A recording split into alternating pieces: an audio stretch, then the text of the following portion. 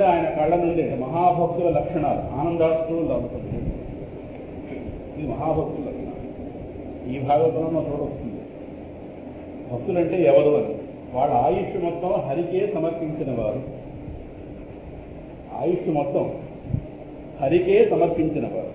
వాళ్ళ యొక్క త్రికరణాలు కూడా భగవానుడి యొక్క భావనలో ఉంచిన వారు పూర్తిగా. అంటే భగవంతుడి గురించి వింటుంటే కళ్ళంటే నీళ్లు రావడం, దగ్గురుపాటు రావడం, ఇవన్నీ కూడా దివ్యమైన లక్షణాలు. భగవన్నామం చెవిలో పడగానంటే భగవత్ ప్రాప్తి చెవిలో పడగాను. ఒక్కసారి గుంగురు పోయే గొంతు రావడం, అదే కళ్ళంటే నీళ్లు, ఇవన్నీ కూడా వీటిని సాత్విక ఉద్రేకాలంటారు శంకర భగవత్పాదులు. ఉద్రేకం ఏం కావాలి? సాత్విక ఉద్రేకం. అంటే ఇవన్నీ కూడా మోక్షం వైపు ఈయన గారు వెళుతున్నారు అని సూచించడానికి సూచించారు. భగవన్నామం విన్న తర్వాత కూడా బండరాయిలో ఉన్నాం అనుకోండి, చాలా దూరంలో ఉన్నాం. ఇవన్నీ అతిథి కూడా చెప్పాలి. అందువల్ల ఈయన గారు ఒక్కసారి కళ్ళ నుండి ఆనందాశ్రువులు కాస్త అంటే భగవంతుడి యొక్క లోపల పులకింత అందుతుంటుంది. వాళ్ళ లోపల నుంచి వైకుంఠ చింత వివర్జిత చేష్టుడై ఒక్కడు ఏడుచున్న ఒక చోట ప్రహ్లాద గురించి చెప్తారు. అందుకే లోపల ఒక్కసారి పరమాత్మ అంటే వీళ్ళని పొందలేక పరమాత్మ ఉండలేడు. అది అందులో ఒక్కసారి లోపల నుంచి చిన్న స్పర్శిస్తుంటాడు. దాంతో ఆనందాత్మలు పాపం వస్తుంటాయి. అలాగే హృదయం కాస్త ద్రవీభూతం అవ్వడం, తెలియదు లగురుపాటు చెందడం, సరేనా దేహాత్మాభిమానం కాస్త తొలగిపోతుంది. చివరికి నేను ధ్రువుడనే భావం కాస్త అక్కడ దాకా నేను ధ్రువుణ్ణి అనేటువంటి ఆ వ్యక్తి భావన అంటూ ఉంది. ఇప్పుడు అది వెళ్ళి అక్కడ కాస్త. సో ఇప్పుడు ఆయన గారు రూపాన్ని ఏదో కనిపిస్తున్నాడు, కానీ తన రూపాన్ని పరిమితుడు కాదు. ఈ దశ ఎప్పుడైతే కలిగిందో వెంటనే ఒక దివ్య విమానం అక్కడ దిగింది. ఇదంతా కూడా గంగా నది తీరంలో జరిగింది. అక్కడ రాగానే అందులోంచి అది ఎలా ఉందంటే అద్భుతమైనటువంటి కాంతులు వెలుగుతుంది. ఇంకా పొన్నమి నాటి చంద్రుడి కిరణాలలాగా అలాగా చల్లటి ప్రకాశం దాన్ని చూస్తాం. ఎవరాన్ని చూడగానే ఇద్దరు దివ్య పురుషులు కాస్త అక్కడ దిగారు. దిగిన తర్వాత వాళ్ళు మహావిష్ణువులాగే 4 భుజాలతో వాళ్ళు ఉన్నారు, శ్యామవర్ణంతో ఉన్నారు, నడి యవ్వనంలో ఉన్నారు.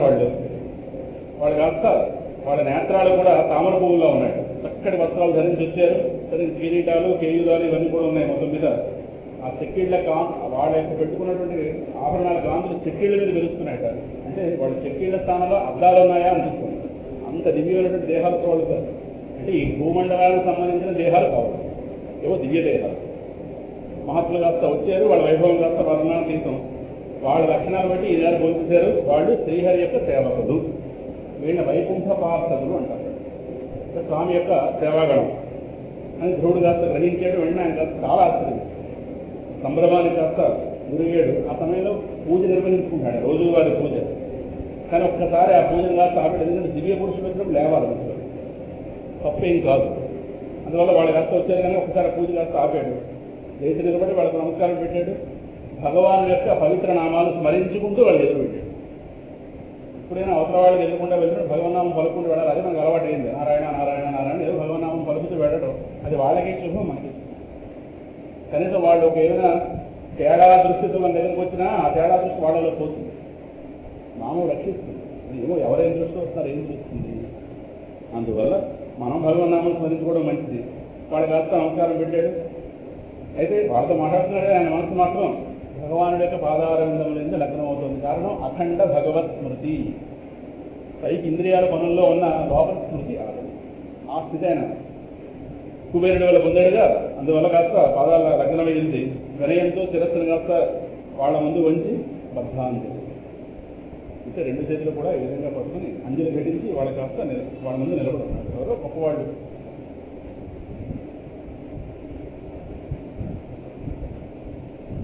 వాళ్ళు అప్పుడు వచ్చిన వాళ్ళు నందుడు సునందుడు, స్వామి యొక్క పార్షదుడు, ప్రియ పార్షదుడు.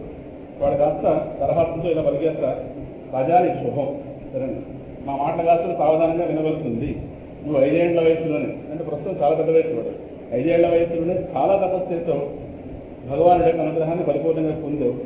మేము ఎవరమంటే ఈ సమస్త లోకాన్ని నియమించేటటువంటి ఆ మహావిష్ణువు యొక్క పరివారం, మేము పార్షదులు అంటే పరివారం అంటే సేవకులు. నిన్న ఇక్కడి నుంచి ఆయన యొక్క ధామాన్ని తీసుకెళ్ళడం కోసం మేము ఇక్కడికి వచ్చాం. అది పరమపదాన్ని చేరడం చాలా కష్టం. జ్ఞానులైనటువంటి మహాయోగులు సైతం దాన్ని కాస్త చేరలేరు. జ్ఞానుడు అంటే శాస్త్రజ్ఞానం ఉన్నవాడని, అంటే ఆత్మజ్ఞానం ఉన్నవాడని, తన అనుభూతి ఉన్నవాడని కాదు. శాస్త్రాలన్నీ కూడా వల్లి వేసినటువంటి అయిన వాళ్ళు కూడా శాస్త్రజ్ఞానమే, అది అనుభూతిగా మారాలి. అనుభూతి అలా అర్థం చేసుకోవాలి. కనుక జ్ఞానులు అనగానే మళ్ళీ ఆత్మజ్ఞానులు వేరు, మోక్షం వేరు, ఇలా తప్పుడర్థాలు కాదు. గ్రంథాలు జాగ్రత్తగా అర్థం చేసుకోవడం వల్ల ఇన్ని మార్గాలు తయారయ్యాయి. వచ్చిన రకరకాల మార్గాలు పెట్టించారు. సుమారు వంటకాలు ఎన్ని ఉన్నాయో భగవంతుని మార్గాలు కూడా నేర్చి ఇది లేవు ఉన్నది ఒకటే. ఇంకా రకరకాల మాట్లాడుతున్నారు.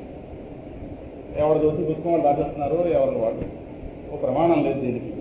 అందువల్ల మహాయోగులు సైతం కూడా వాళ్ళు పొందలేరయ్యా, వాళ్ళు కూడా దూరం నుండి దాన్ని చూస్తుంటారు. ఇంకా సూర్యచంద్రులు, గ్రహాలు, నక్షత్రాలు, తారాగణాలు నిరంతరం కూడా ఆ పరమపదం చుట్టూ ప్రదక్షిణ పూర్వకంగా సంచరిస్తుంటాయి. అటువంటి విష్ణు పదాన్ని భగవత్ కృప వల్ల సాధించవు. నువ్వు పరమపదంలో నివసించడానికి మాతో పాటు రావాల్సింది. అందుకోసం విమానం అవుతుంది. ఎందుకంటే ఇంతవరకు మీ పూర్వీకులు కానీ ఎవరు కానీ ఆ స్థానాన్ని కాస్త పొంది ఉండలేదు. ఆ పుణ్యపదం సమస్త లోకాల వాళ్ళకి నమస్కరింపదగినది కనుక అటువంటి ఆ సర్వోత్కృష్టమైనటువంటి ఆ ధామాన్ని కాస్త నువ్వు వచ్చి శాశ్వతంగా అక్కడ నివసించు. ఈ విమానం చాలా ఉత్తమమైనది. స్వామిని కోసం పంపించాడు. నేను తీసుకెళ్ళడానికి వచ్చాం అని వాడు గౌరవంగా చెప్పారు. వెంటనే దీన్ని కాస్త అధిరోహించవలసింది అనగానే వెంటనే వాళ్ళ మధుర వచనాలు కాస్త విన్నాడు. దేవుడు చాలా ఆనందించాడు. వెంటనే ఆగండి చెప్పి స్నానం మానేసి వెళ్ళలే. స్నాన సంధ్యాలు చేసుకున్నాడు. మిమ్మల్ని అలా కూర్చోబెట్టాడు. దీనికి పూజ మధ్యలో ఉన్నాడు కదా, అందువల్ల స్నానం సంధ్యాలు కార్యక్రమం చేసుకున్నాడు. మంగళకరమైన వస్త్రాలు ధరించాడు. అక్కడ ఉన్నటువంటి మునీశ్వరు, ఎందుకంటే ఈ దర్శనం కోసం అనేక మంది మునీశ్వరులు వస్తుండేవారు. వాళ్ళందరూ నమస్కారం పెట్టాడు. అది వెళ్ళిపోతానని చెప్పి వెళ్ళేదో తప్పు చూడడం కాదు. భక్త తుకారామ సినిమా చూసి తెలుస్తుంది. ఆయన కూడా ఇలాగ విమానం వస్తుంది. ఆయన ముందు రోజు రాత్రి కబురు వచ్చింది కళ్ళలో. వాడు ఆవిడ చెప్పాడు కానీ ఆవిడ పట్టించుకోలేదు. కానీ అన్నాడు కాస్త ఆ సినిమాలు అలా చూపించారు. అంతమంది భక్తులు ఉంటే వాళ్ళందరూ నమస్కారం పెట్టుకుని ఆయన విమానం అధిరోహించాడు. ఆ తుకారాంకి విమానం వచ్చిన ప్రదేశం పూణేకు 20 కిలోమీటర్ల దూరంలో ఉంది ప్రాంతం. ఇటీవల వెళ్ళి ఆ ప్రదేశం చూడడం జరిగింది. ఇప్పుడు పెద్ద చెట్టు ఉంది. తుకారాం అంటే వాడికి ఎంత గౌరవం మరాఠీ వాడు. ఆయన రాసిన అభంగాలన్నీ కూడా ఎలాగైతే మా గీతాభవనంలో భగవద్గీత శ్లోకాలని గోడ మీద ఎలా పెట్టారో మంటవన ఏరియాలో, ఆ విధంగానే తుకారాం అభంగాలన్నీ కూడా గోడ మీద పెట్టి సుమారు 3 ఫ్లోర్లు బిల్డింగ్ పెట్టారు. ఆ మధ్యలో తుకారాం విగ్రహం ఉంది. సజీవంగా ఉన్నట్టుగానే ఉంది. తుకారాం మీద దోమ వల్ల వెళ్ళిపోరు. అంత గొప్పతనం తుకారం అంటే. ఆ అభంగాలే పాడుతుంటారు అక్కడ. వాళ్ళకి భగవద్గీత వాళ్ళ రామాయణం ఏమీ తెలియవు. తుకారాం చేస్తుంటారు. అద్భుతమైన భవనం కట్టారు. అది సుమారు తుకారం విమానం వచ్చిన స్థలంగా ఒక 2 కిలోమీటర్ల దూరంలో ఉంది. ఆ విమానం అక్కడ దిగింది. అక్కడ అందరూ కూడా వచ్చి అది పెద్ద యాత్ర. పూణేకి 20 కిలోమీటర్లు. దేహు అనే గ్రామం, ఊరి పేరు దేహు. అక్కడ ఉండేవాడు తుకారం. మొత్తం మీద ఈయన అందరికీ కూడా నమస్కారం పెట్టాడు. మునీశ్వరులందరికీ కూడా. అప్పుడు ఆ విమానాన్ని కూడా వెళ్ళి అంటే ఎక్కువడం కాదు, విమానాన్ని కూడా పూజ చేశాడు. ఎందుకంటే గొప్ప వస్తువు అది. దానికి కూడా పూజ చేసి దానికి ప్రదక్షిణ పూర్వకంగా నమస్కారం. ఇవన్నీ గొప్ప వాళ్ళ సంస్కారాలు. ఇవన్నీ నమస్కారం పెట్టడం ఏదో ఇవన్నీ ఉంటాయి కదా. ఇవన్నీ గురువుగారు వాహనం ఎక్కుతామంటే వెంట ఎక్కువకూడదని నమస్కారం పెట్టాలని గురువుగారు అధిరోహించే వాహనం అన్నమాట. ఆ వాహనం అంటే లేదు. ఇలా ఉంటాయి ఇవన్నీ మర్యాదలు. కనుక వెంటనే తీసుకెళ్ళడానికి వచ్చారే నందుడు సునందుడు వీళ్ళకు నమస్కారం పెట్టాడు. అయితే ఈ దేహంతో వెళతాడా? ఈ దేహంతో ఆ లోకానికి వెళ్ళడానికి అవకాశం లేదు. ఎందుకంటే ఈ ప్రాకృత దేహం వెంటనే ఇంకా దాని మెట్టి మీద కాలు వేచడం లేదు. ఈ ప్రాకృత దేహ లక్షణాలు అంటే ఈ దేహంలో ఉన్నటువంటి 3 గుణాల లక్షణాలు ఉంటాయే అవి బయటపోయాయి. మహావిష్ణువు యొక్క శుద్ధ సత్వగుణంతో తయారైనటువంటి ఒక జ్యోతిర్మయ రూపం వచ్చింది. జ్యోతిర్మయ రూపము ఆ దేహానికి ఆకలి, దశక, స్నానం, పానం ఏమో అవుతుంది. అంటే ఆయన దేహం ఏ గుణంతో తయారవుతుందో శుద్ధ సత్వగుణం, ఇది 3 గుణాలకు అతీతమైన తత్వం. ఆ తత్వంతో ఉన్న లక్షణాలతో కూడా దేహం తత్వం. అంటే ఇంతకుముందు దేహంలో ఉన్నటువంటి 3 గుణాలు కూడా పెరుగుతాయి. ఈ 3 గుణాలతో ఉన్నప్పుడు ఊర్ధ్వలోకాలకు వెళ్ళలేము. ఈ 3 గుణాలు ఇక్కడే ముట్టుతారు. అర్థమవుతుంది. వెంటనే జ్యోతిర్మయ రూపం ధరించాడు. వెంటనే విమానంలో ఆచరణ అవ్వడానికి సిద్ధపడగానే ఇప్పుడు ఒక అద్భుతం జరిగింది. వెంటనే ఈయన గారు ఇలాగా సిద్ధపడుతున్నాడు విమానం ఎక్కడానికి. యముడు కాస్త కాలస్వరూపుడైనట్టు యముడు కాస్త మృత్యు స్వరూపుడైన యముడు కాస్త వచ్చి నమస్కారం చెప్పాడు. నేను నీ చేతిలో ఓడిపోయాను అని ఆయన తలకాయ వంచి దీని మీద పాదం పెట్టి ఇస్తున్నాడు. అద్భుతం. దీని స్వామిజీ చెప్తారు, మృత్యోర్మూర్ధ్ని పదం దత్వా ఆరురోహాదద్భుతం గృహం. మృత్యోః మూర్ధ్ని పదం దత్వా ఆరురోహ అద్భుతం గృహం. యముడి తలకాయ మీద పాదం పెట్టి విమానం పెట్టాడు. తల ఉంచేట, తల ఉంచగానే తల ఉంచగా ఆయన చెప్పాడు, తల ఉంచని ఏం చెప్పలేదు, ఆయనే ఉంచేట. నీ చేతిలో నేను ఓడిపోయాను అంటే అజ్ఞాని నెత్తి మీద తాండవం చేసేవాడు జ్ఞానికి తన నెత్తిని మిట్టుగా పెడతాడు యముడు. అజ్ఞాని నెత్తి మీద మరి మొదటి వింటుపట్టాడు, వాడిని చంపి తీసుకెళ్ళి జన్మలో దింపుతాడు. అజ్ఞాని నెత్తి మీద తాండవం చేసేవాడు ఆ యముడే జ్ఞానికి వాడి నెత్తిని మిట్టుగా పెట్టింది. ఆ వైభవం కాస్త ధ్రువుడు పొందాడు. ఇలా ఎవరు కూడా యముడు తలకాయ మీద పాదం మోపి యముణ్ణి తన భక్తితో యముణ్ణి తన్నింపజేసిన వాడు మార్కండేయుడు. అన్నలేదు, తన్నింపజేశాడు. కానీ ఎక్కడో ఈయన గారు పాదం మోపి పెట్టాడు. మృత్యోహో మూర్ధిని పదం తత్వ. మృత్యోహో అంటే ఆ యముడి యొక్క మూర్ధిని తలకాయ మీద పదం తత్వ పాదం మోపి ఆరురోహ ఎక్కాడు అద్భుతం గృహం, అద్భుతమైనటువంటి ఆ వాహనాన్ని. అంటే యముడు ఇంకా ఆయన బయలుదేరి ఇంకా దీంతో మాకు సంబంధం లేదు, నువ్వు మా పరిధి దాటి వెళ్తున్నావు అని అర్థం మాట. వెంటనే ఆ విమానాన్ని కాస్త ఎక్కాడు. ఆ సమయంలో దుందుకులు, మృదంగాలు, రకరకాల దేవవాద్యాలన్నీ కూడా ఘనంగా మోగి గంధర్వులు కాస్త అంటే ఆకాశంలో ఒక్కొక్క తరాన్ని పెడుతుంటే ఒక్కొక్క దేవత స్వరూపం ఉంటుంది. కొంత దూరం వెళితే సిద్ధులు, కొంత దూరం వెళితే కారుణులు, కొంత దూరం వెళితే గంధర్వులు, అలా వెళితే ఉద్భవలోకాలు. అలాగే ఆ గంధర్వులు వీళ్ళందరూ కూడా ఈ భూమి మీదకి వచ్చి మధురమైన గానం చేసేస్తే పుష్ప వర్షాలు కాస్త కురిపించారు. ధ్రువుడు ఎప్పుడైతే విమానం ఎక్కి పరంధామానికి వెళ్ళడానికి సిద్ధపడుతున్నాడో వెంటనే తల్లి జ్ఞాపకం. ఆవిడ అదృష్టం తల్లి జ్ఞాపకం కాగానే పాపం అయ్యో ఈవిడ ఒకదాన్ని వదిలేస్తున్నానే అంటే బహుశా వాళ్ళ నాన్న అడవులకు వెళ్తే ఆవిడ తీసుకెళ్ళి ఉండకపోవచ్చు. ఎందుకంటే ఆయన కాదు, ఆయన వానప్రస్థానికి వెళ్ళిపోయాడు ఉత్తానబాదులు కాస్త. ఆవిడ వస్తానంటే ఆవిడ తీసుకువెళ్ళాలి, ఆవిడ రానంటే ఇక్కడ వదిలేయాలి కదా. మరి తల్లి కాస్త సమయంలో మరి ఇంటి దగ్గర ఉందో, లేదంటే ఇక్కడ మరి ఆశ్రమం కుటీరంలో ఉందో, లేదంటే రాజ్యంలో ఉందో తెలియదు, మనవ దగ్గర ఉంచి పెట్టాడో తెలియదు కదా. అందువల్ల అయ్యో తల్లిని కాస్త ఒంటరిగా వదిలిపోతున్నానే అని ఒక ఆలోచన వచ్చింది. దుర్లభమైనటువంటి పరంధామానికి వెళ్ళిపోతున్నానే అని ఒక ఆలోచన రాగానే వెంటనే పైకి అనలేదు, కానీ ఆయన మనసులో ఉన్నటువంటి ఆలోచన వెంటనే వాడికి నంద సంబంధాలకు అర్థమైపోయింది. అయ్యా మీ మనోభావం మాకు అర్థమైంది, ఒకసారి చూడండి పక్క నుంచి ఓ విమానం వెళ్తుంది చూడండి. అందులో తల్లి ఈ బ్యాగుంటే ఏర్పాట్లేదు. అదే అలాంటి వాడు ఒకటి పుడితే 21 తరాలు తరిస్తాయి. ప్రహ్లాదుడు స్వామి అన్నమాట, త్రిసప్తతికి 21 తరాలు నువ్వు పుట్టిన కారణం తరించింది. అంటే ఒక ఉత్తముడ కుటుంబంలో పుడితే ఆ వంశం మీద దేవతలకు దృష్టి ఉంటుంది. ఓహో ఇలాంటి భక్తులు ఉన్నారా, వీరికి సంబంధించిన దేవత చూసుకోవాలా కదా. అందువల్ల ఆ ముందు భాగంలో మరొక విమానం వెళుతుంది, అందులో కాస్త ఆ గది కాస్త వెళుతుంది. వెంటనే ఓహో ఈవిడ కూడా అంటే ఈవిడ మరి ఆ మండలంలోకి వెళ్ళిందా ఇన్ఫర్మేషన్ లేదు. అంటే వేళ కాస్త స్వర్గలోకం ఇస్తారు. అంటే ఇలాంటి పుణ్యాత్మలకు అన్నటువంటి మాతృమూర్తులు కూడా పుణ్యాత్ములే. వాళ్ళకంటూ స్వర్గంలో ఒక లోకం ఉంటుంది. వాళ్ళు అక్కడ కొన్ని యుగాల పాటు దొరుకుతారు. ఉన్నాయి ఇవన్నీ. ఇప్పుడు కనిపించడం ఎందుకు కనిపించడం ఆ టైం వచ్చిన కనిపిస్తుంది. సరేనా, కనిపిస్తే అనడం అనేది జ్ఞానం కలిగింది, కనిపిస్తున్నప్పుడు పరమాత్మ వచ్చింది కూడా ఉందని శాస్త్ర ప్రమాణం పట్టుకుని వెళ్ళమే. కానీ దాన్ని చూడడానికి ఇప్పుడు మనకి ఇంద్రియాలకు అంత పటుత్వం లేదు, తపస్సు చేయడానికి మనకు ఓపిక లేదు. ఎందుకు లేదు కదా, అదే అలా కాలక్షేపం చేయడం. సో క్రమక్రమంగా అలా ముందుకు వెళుతూ సూర్యాది గ్రహాలు దాటి వెళుతున్నట్టు దాటి ఉంది కదా ఆ లోకం కాస్త.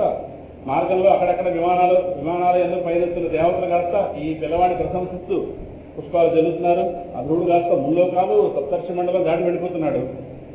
ఇంకా ఆ భగవానుడి యొక్క నిత్య నివాసం ఉన్నటువంటి వైకుంఠానికి వెళ్ళాడు. ఆ వైకుంఠంలో ఒక భాగం ధ్రువమండలం. ఇది మన ఇంట్లో 4 గదుల్లో ఒక గదిలాగా అలా అనుకోండి. మొత్తం మీద అది శాశ్వతమైన స్థానాన్ని కాస్త పొందాడు. అది స్వయం ప్రకాశం. ఆ వైకుంఠం యొక్క ధామం యొక్క ప్రకాశం చేత ముల్లోకాలు ప్రకాశిస్తున్నాయి. భూతదయ లేనివాడు అక్కడికి వెళ్ళలేదు. పాపం కొంతమంది పేరు ఎందుకండి వాళ్ళేదో పరమపదం వెళ్ళిపోతాం అంటున్నారు. పాపం వాళ్ళు శివుని ఒకలాగా విష్ణువుని ఒకలా చూస్తుంటారు. ఏ వాళ్ళ మొహం వాళ్ళ పరమపదంకి వెళ్తారు. నువ్వు దేవతల మధ్య భేదం చూసేవాడికి నీకు పరమపదంగా వెళ్తుంది మొహం కుదురుతుంది. వేద దృష్టి ఉన్నవాడికి అవి కుదరవు. భూతదయ లేనివాడు ప్రవేశించలేడని చెప్తున్నప్పుడు ఇప్పుడు భూతదయగా ఎందుకు ఇంకో దేవతను నీ దేవతగా చూడలేకపోతున్నారు ఇలాంటి దేవత పరంపరానికి అనుకుంటారు ముచ్చట అనుకోవాలి. ఇంకా ఆహర్నిశలు సమస్త ప్రాణుల యొక్క హితం కోసం శుభకర్మలు ఆచరించేవాళ్ళు ఈ పరంపరలో ప్రవేశిస్తారయ్యా. శాంతి స్వభావం ఉన్నవాళ్ళు, సమదృష్టి ఉన్నవాళ్ళు, పవిత్రమైనటువంటి ఒక చరిత్ర ఉన్నవాళ్ళు, సమస్త ప్రాణుల్ని ఆనందింపజేసేవాళ్ళు, వాళ్ళ యొక్క వృత్తి ప్రవృత్తుల ద్వారా. అలాగే భాగవతోత్తములను సేవించేవారు మాత్రమే ఆ భగవద్ధామాన్ని సులభంగా ప్రవేశిస్తారయ్యా. ఈ ఉత్తానపాదుల కుమారుడు ఉన్నాడే భగవత్ పరాయణుడు, ఈ ధ్రువుడు ఈ ముల్లోకాలకి కూడా ఒక స్వచ్ఛమైన చూడమణిలాగా, ముల్లోకాలు కూడా నమస్కారింపదగేటటువంటి ఒక చూడమణిలాగా ప్రకాశించాడు. ఇంకా ఆ జ్యోతిష్ చక్రం అంతా కూడా అధోమండలం చుట్టూ పరిభ్రమిస్తుంటుంది. నారద మహర్షి గారు చూసాక నా ధ్రువుడు కాస్త ఈ స్థితి పొందేడా అని చెప్పి ఇంకేముంది ఆయన ఎక్కడెక్కడైతే దేవసభలు ఋషుల సభలు జరుగుతుంటాయి అక్కడికి వెళ్ళి ఇలాగా తన యొక్క శిష్యుల యొక్క వైభవాన్ని చెప్పుకోవడం ఆయనకు ఆనందం.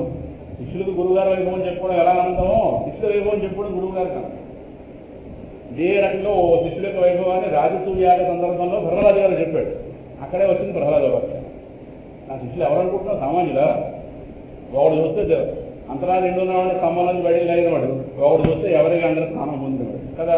వాడి వైభవాన్ని ఇక్కడ ఎందుకంటే నారద మహర్షిని అందరూ పిలుస్తారు యజ్ఞయాగాలు.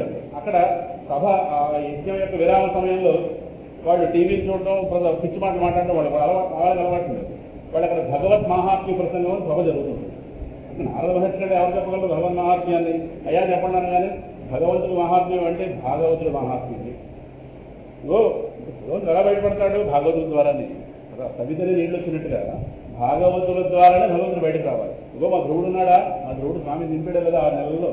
ఎవరనుకుంటున్నా ఆ ధ్రువుని కాస్త కంది ఆ సునీతి ఉంది పతే ఆవిడ కాస్త దైవం.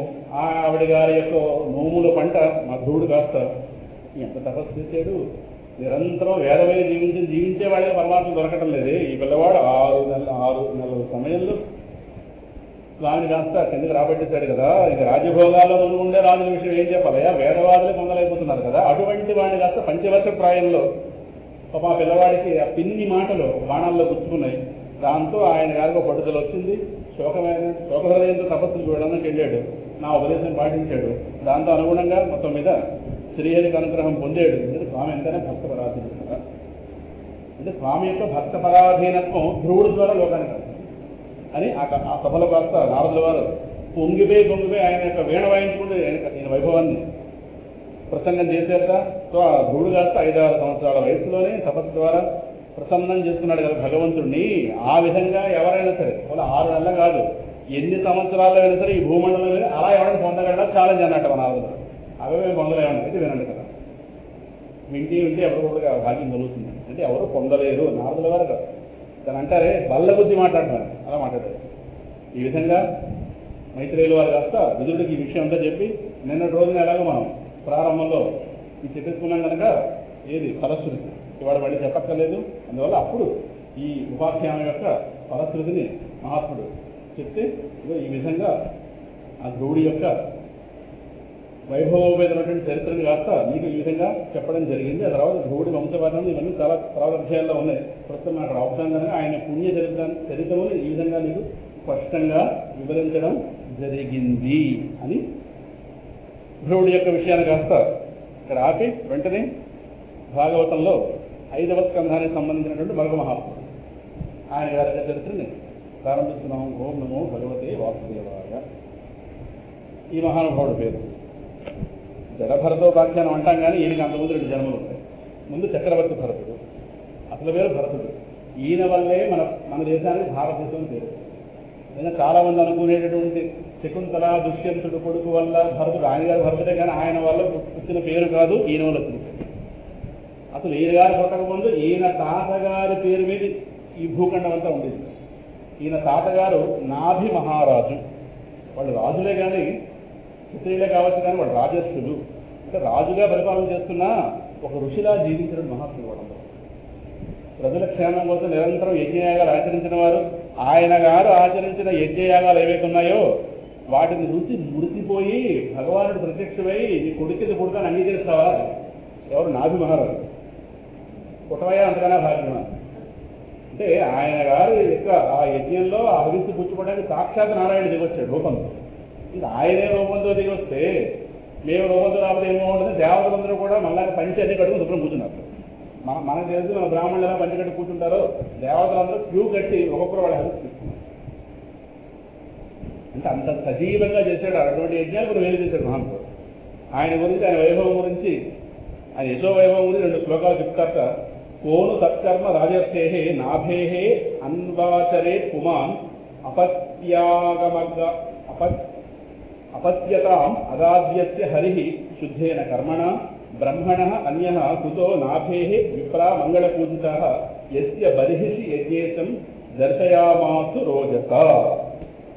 అంటే ఇదంతా కూడా భరతుడు తాతగారితో మాట్లాడుతున్నాం. అక్కడి నుంచి ప్రారంభిస్తే కానీ ఇక్కడికి మనకి ప్రవాహం అందదు. ఇది వీళ్ళని స్మరించుకునే భరతుడు బయటికి రాడు. అందువల్ల నాభి మహారాజు దాకా యజ్ఞయాగాది కర్మలు ఆచరించిన వాడు మరొక లేడు భూమి మీద. ఆయన గారు పవిత్ర కర్మలకి సంతృప్తి పడినటువంటి మహావిష్ణువు కాపుతారు. ఆయన యొక్క పర్మిషన్ తీసుకుని పుత్రుడిగా పుట్టాడు. ఆ పుత్రుడి పేరే వృషభ మహాదేవుడు, వృషభుడు. అంటే ఆయన గారు జడభరతుడు యొక్క తండ్రి. జడభరతుడు గారు చక్రవర్తి సరేనా, వృషభదేవుడు. ఆయన గురించే ఊరంతా జరుగుతుంది. ఆయన కొడుకులు బోధించాడు, వైరాగ్యం కూడా చెప్పుకున్నాడు. చెప్పుకుంటే మనకు కూడా పడుతుంది. అందువల్ల మహావిష్ణువు గారు పర్మిషన్ తీసుకుని పుత్రుడిగా పుట్టాక గొప్ప బ్రాహ్మణ భక్తుడు. పుష్కలంగా దక్షిణాదులతో వాళ్ళందరూ సత్కరించాడు. వాళ్ళ తమ మంత్ర బలాల చేత, అంటే ఈయన గారి యొక్క భక్తిని చూసి ఆ రోజుల్లో బ్రాహ్మణుడికి ఆ మంత్రంగా శక్తి ఉండేది. వాళ్ళ మంత్రబలం చేత యజ్ఞశాలలో శ్రీమన్నారాయణ ప్రత్యక్షం అయ్యేటట్టుగా వాళ్ళు దింపారు. ఆ దిగిన తర్వాత ఆయన రిక్వెస్ట్ చేసేట, నువ్వు పుట్టమంటే నువ్వు పుట్టానుమా, ఇది నీ కడుపున పుట్టడం ఏ భాగ్యం, మాకు భాగ్యం ఉండాలి కదా అని అంటున్నాను. ఇదేంటే అంత మాట అనుకుని మరేది ఇలాంటి మాట అంతా అవమానం వస్తాం, మమ్మల్ని బాధపడ్డావు కాదు, నీ కడుపున పుట్టే భాగ్యం నాకు ఉండాలి కదా. నాకు పెద్దగా తపస్సులు ఏమీ లేవు, అదే నారాయణ అన్నమాట. తపస్సు ఉంటేనే నీ గర్భంలో పడగలం. నాకేం తపస్సు ఉంది, నువ్వు పడమంటే పడతామన్నా. పడవ